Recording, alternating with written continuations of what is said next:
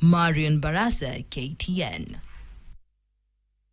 And is facing heavy criticism for failing to protect Kenyans during the fuel crisis and due to their allegedly subservience to the executive and its role in passing controversial taxation policies. With the fuel hike protests shutting down the country, both houses have been sluggish in responding to the cry of Kenyans, even as two members of parliament, Ndindi Nyoro and Geoffrey Wandeto, wrote to the speaker pleading with him to recall the House over the fuel price consideration amendment bill. Will Parliament act as expected and help ease the already difficult situation? Daniel Kariuki reports. The National Assembly and Senate are on the spot over their inaction on fuel prices.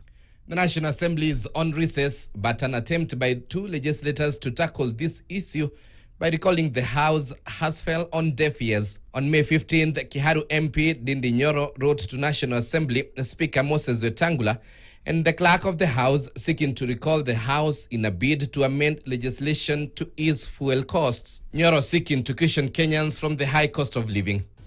Niliona ya kwamba sisi kama wabunge bado tuko na jukumu kwa sababu bunge ndio sheria zinafanywa ukarabati.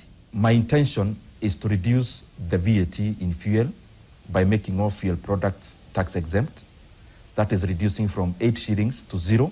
On his part, Teto MP Geoffrey Wandeto wrote a private memorandum to Wetangula on May 18th, indicating his intention to present a motion to stabilize fuel prices and protect the economy from collapsing.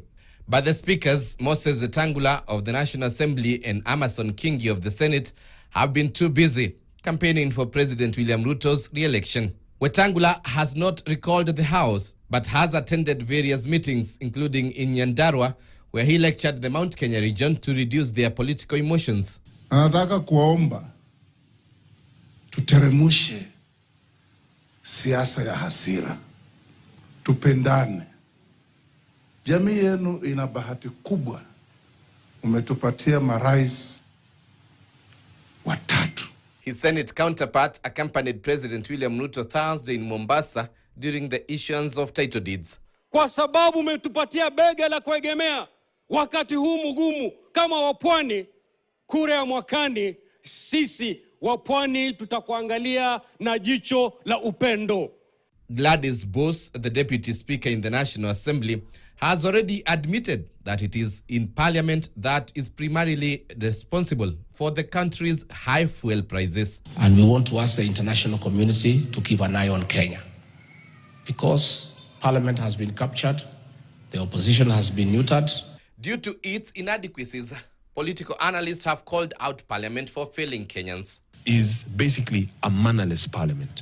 A parliament that has no agenda for Mwananchi, that does not put Mwananchi first. A parliament that is not hardworking. A parliament that is not serious. We have to have a parliament that stands and defends their affairs, first of all. Will the legislators take up the challenge and save Kenyans from the high fuel prices? Daniel Kariuki, KTN. Well, is Parliament part of the problem or part of the solution? Good thing we'll be having